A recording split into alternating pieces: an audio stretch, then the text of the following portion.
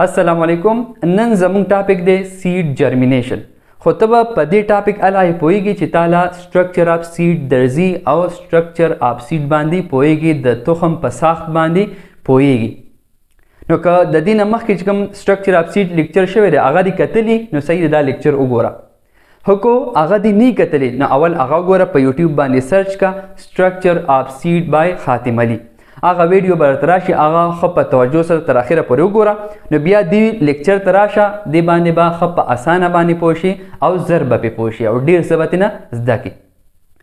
نو په ننني لیکچر کې مونږ دا وایو چې سیډ جرمینیشن څه ته وایي، دا سیډ دا تخم دا څنګه زرغونیږي، دا د کومو کومو مرحلو نه تیریږي.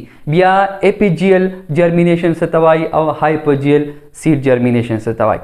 د دې نه علاوه د سیډ جرمینیشن دپاره کوم کنډیشنز هغه پکار وي، دا ټول ډیټیل به په دې لیکچر کې وایو. نو لیکچر په توجه سره او تر اخره پورې وګوره. د جرمینیشن اف سیډ په ساده پښتو کې دا مطلب دی د تخم رازرغونېدل. صحیح ده، چې کله تخم رازرغون شي دې ته جرمینیشن اف سیډ وایي. په ساينس کې به موږ څنګه ډیفاین کو، په ساينس کې به تعریف څنګه لیکو. دی فارمیشن اف سیډلینګ، د سیډلینګ فارمیشن کېدل، سیډلینګ جوړېدل. سیډلینګ مطلب نیو پلانټ، یو نوی بوټی جوړېدل. فرام ان ایمبریو اف ا سیډ، د یو سیډ د یو تخم د ایمبریو نه، یعنی چې کله د یو تخم د ایمبریو نه سیډلینګ جوړ شي یا نوی پلانټ نه رازرغون شي او نوی پلانټ تی جوړ شي نو دې ته ویلی شي جرمینیشن اف سیډ. پوه شو په ډیفینیشن باندې. ګوره دا مونږ سره د لوبیا سیډ دی، د لوبیا تخم دی. دا چې کله مونږه ځمکه کې وکرو، دا لاندې ځمکه شوه، په دې ځمکه کې مونږ دا سیډ وکرو، د لوبیا دا تخم دام وکرو. دا لوبیا تخم دی او دا مونږ په دې ځمکه کې وکرو. د دې لوبیا په تخم کې نری غونته دلته پور دی، نری غونته سوري دی، هغې ته ویلی شي مایکروپایل. مایکروپایل دا مایکروپایل څه وکړي، دا وکړي واټر ابزارپشن. واټر ابزارپشن د دې مایکروپایل په ذریعه دا تخم د دې ځمکې نه اوبه جذب کړي. نو چې اوبه جذب کړي نو دا سیډ دا تخم دا څه شي، دا سویل شي، رو پړسیږي. او چې رو پړسیږي نو د دې هغه چې کوم سیډ کوټ دی، د دې هغه چې کوم پړچ دی هغه رپچر شي. سیډ کوټ هغه برسټ شي، وشلیږي یا رپچر شي، وشلیږي. ټیک ده. د دې نه بعد چې سیډ کوټ د تخم اوبه جذب کړي د مایکروپایل په ذریعه، سیډ کوټ هغه سیډ سویل شو او پړسیدو او هغه سیډ کوټ برسټ شو. نو د دې نه بعد د دې لوبیا تخم نه چې کوم نه هغه سیډ کوټ رو رو لر شو، د دې نه روټس فارمیشن شروع شي د هغه ایمبریو نه. په ایمبریو کې چې کوم ریډیکل دی د هغې نه روټس فارمیشن داسې شروع شي.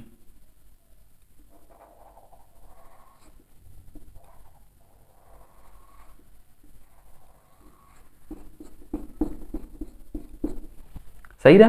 په دې سیډ کې په تخم کې چې کوم ایمبریو ده، د ایمبریو کې چې کوم هغه ریډیکل ایسا ده، ریډیکل د هغې نه جرړې روټس فارمیشن شروع شي.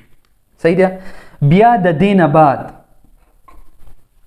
د لوبیا د تخم دا رو رو بر راتلل شروع شي، دا داسې بر راشي. ګوره دا جرړې نورې مضبوطې شي، په ځمکه کې نورې خوري شي داسې، او د لوبیا د تخم دا داسې، او د لوبیا د تخم داسې بر راشي.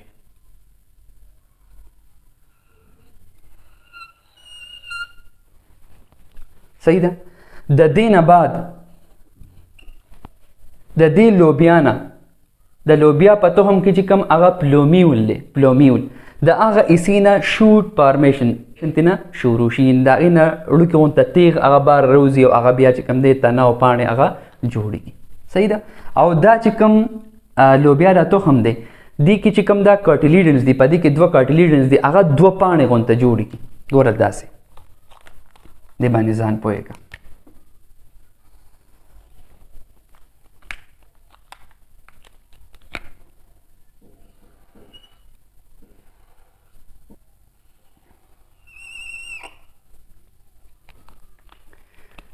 دا هغه روټس شول او د دې نه داسې نرۍ غونده تیغ جوړېدل شروع شي او بیا د دې نه داسې پاڼې جوړېدل داسې شروع شي او د لوبیا هغه پلانټ د لوبیا هغه بوټي او د لوبیا لوکې غونته پلانټ بوټي هغه جوړ شي. ټیک ده، دا هغه کارټیلیډنس دي، دا هغه دوه کارټیلیډنس دي. په دې وجه دې کارټیلیډنس ته سیډ لیوز هم وایي او سیډ لیوز ورته په دې وجه وایي چې دا د دې سیډ د تخم دپاره خوراک تیاري. دا شنې په دې کې د فوټوسنتھسس عمل کیږي او تر څو پورې چې د لوبیا په دې بوټو کې نورې پاڼې صحیح پاڼې هغه نه جوړې شوي نو په دې کې فوټوسنتھسس کیږي او دې پلانټ له خوراک ورکوي. نو په دې وجه دې کارټیلیډنس ته په لوبیا کې چې کوم چونکې دا ډایکارډ دی دوه کارټیلیډنس دي پکې نو دې ته سیډ لیوز وایي. او د دې نه بعد چې کوم دی بیا هغه چې کوم شوټ دی یعنې نور چې کوم تنه ده او هغه یعنې نور چې کوم د دې هغه ډنډر کې دی وړه غونته تنه ده سټیم دی او پاڼې دي هغه جوړېدل شروع شي. نو دې ټول پروسس ته دې ټول عمل ته ویلی شي جرمینیشن اف سیډ او په دې طریقه باندې د لوبیا تخم هغه راټوکیږي او جرمینیټ کیږي. فلاورینګ پلانټس مونږ په دوو حصو کې تقسیمو.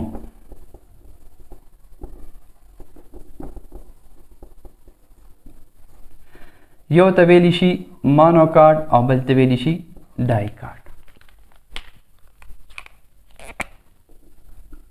مونوکارډ چې پکې یو کارټیلیډن او ډایکارډ چې پکې دوه کارټیلیډن. مونوکارډ کې موږ سره میز راځي، میز پلانټ د جوارو دا بوټي دا یو مونوکارډ پلانټ دی، په دې کې سنگل کارټیلیډن. د لوبیا دا تخم دا ډای کارټیلیډنس پلانټ دی یا دا ډایکارډ دی.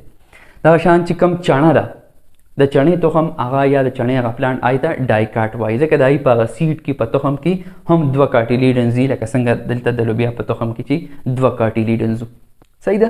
نو په دې ډایکارډ کې بیا دوه قسمه دا سیډ جرمینیشن کیږي.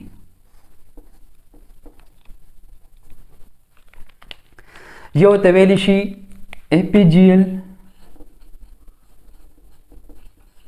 اپیجیل او بل ته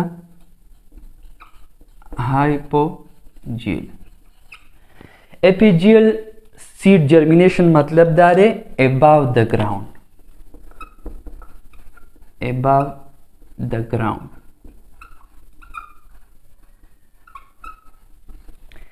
یعنی چې کله سیډ جرمینیشن کیږي نو هغه سیډ جرمینیشن دوران کې هغه سیډ د ځمکې نه بر راځي. لکه دلته ګوره لوبیا تخم په ځمکې کرل شوی هغه د دې ځمکې نه بهر راغی جرمینیشن دوران کې رازرغونېدو په دوران کې. نو په دې وجه دې ته څه ویل شي اپیجیل جرمینیشن، اپیجیل سیډ جرمینیشن.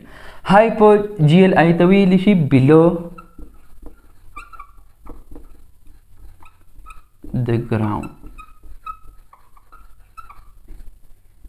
یعنی دې کې چې کله سیډ جرمینیشن کیږي تخم رازرغونېږي نو دا سیډ په ځمکه کې دننه یي او هغه سیډ دغه تخم نه یو نوی پلانټ یو نوی بوټي هغه چې کوم دی رازرغون شي را پیدا شي نو دې ته هایپوجیل جرمینیشن وایي.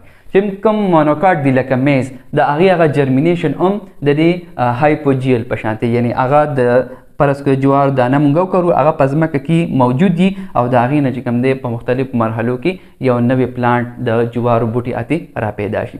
پای کې صرف فرق دا دی چې په هغې کې کوم ایمبریو وي په جوارو کې د ایمبریو نه ګیر چاپېر داسې یو شیت دی یو لیر دی یو پرده ده هغې ته کولیوپټایل وایي کولیوپټایل. نو هغه اول را زرغون شي داسې ابر راشي د ځمکې د سر پسله د ځمکې د مخ ته راشي او بیا د هغې نه چې کوم دی پلومیول په ذریعه شوټس فارمیشن آتی شروع شي. صحیح دا پکې لږ فرق دی.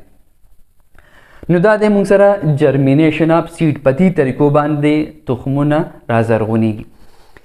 اوس وایو نیسیسري کنډیشنز فار جرمینیشن اف سیډ. د تخم د زرغونېدو لپاره د نوي پلانټ جوړېدو لپاره ضروري کنډیشن ضروري شرایط کوم دي؟ نو په هغې کې لومبنی موږ سره دی واټر. لومبنی کنډیشن یې څه دی؟ واټر یعنی اوبه. چې کله سیډ تخم اوبه جذب کی دې کې مختلف قسمه کیمیکل ریاکشن په اسانه باندې کیدی شي او دې په اسانه باندې زرغونېدی شي. ټیک ده. دویم چې کوم دی هغه دی اکسیجن. تخم د پاره اکسیجن ضروری دی. صحیح ده. اکسیجن ځکه ضروری دی چې په دې تخم کې یو پروسس کیږي هغه ته ویل شي ریسپایریشن.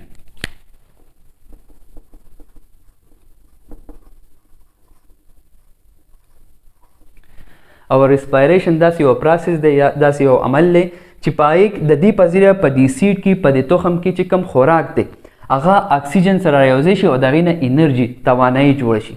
نو هغه توانایي د سیډ دی زرغونېدو کې مدد ورکړي یا هغه توانایي د سیډ جرمینیشن کې استعمالیږي. صحیح ده.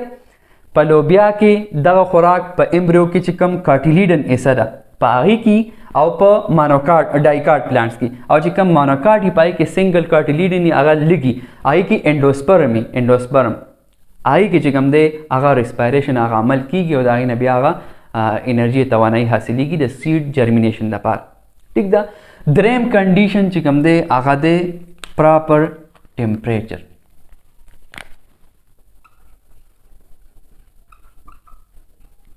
پراپر ټمپریچر یعنی مناسب ټمپریچر. د سیډ جرمینیشن لپاره د تخم راټوکېدو زرغونېدو لپاره مناسب ټمپریچر هم پکاري چې نه ډېر یخي او نه ډېر ګرمي. مناسب غونته ټمپریچر چې په هغې کې د سیډ کې چې کوم انزایم اکټیویټیز دي انزایم خپل کار ښه په صحیح طریقې سره کوي او هغه سیډ هغه تخم ښه په اسانه باندې رازرغون شي. نو دا د سیډ جرمینیشن لپاره درې ضروري کنډیشنز دي، درې ضروري شرایط دي. کو تاسو ګورئ دې کې د سایل د خاورې ذکر ونه شو. نو د سیډ جرمینیشن لپاره صرف د سیډ جرمینیشن لپاره خاوره ضروري نه ده، ځمکه ضروري نه. تا به خیال کړی چې کله دا سیډ تخمونه دا دغه شان پراته کورونو کې او دا چې کوم دی رازرغون شي، په ځمکه کې نه پراته دغه شان پراته او د هغې نه چې کوم دی هغه راټوکېدل رازرغونېدل شروع کړي. صحیح ده. نو د سیډ جرمینیشن لپاره سایل هغه ضروري نه دی. نو دا زموږ نننی ټاپک د سیډ جرمینیشن په باره کې. امید لرم چې انشاءالله په ټاپک باندې به ښه پوه شوي او ډېر څه به دې زده کړي. که ویډیو دې خوښه شوي لایک یې کړه، کمنټ پې وکړه او خپلو ملګرو سره یې خامخا شیر کړه. او که ته زموږ په چینل باندې نوی یې او تر اوسه پورې تا دا چینل نه سبسکرایب کړی نو چینل سبسکرایب کړه، خوا کې د غنټې هغه نشان هم دباو کړه ځکه چې کله هم نوې لیکچرز اپلوډ کیږي نو اول نوټیفیکیشن به تا ته راځي. تھینکس فار واچنګ. د لوی الله په امان.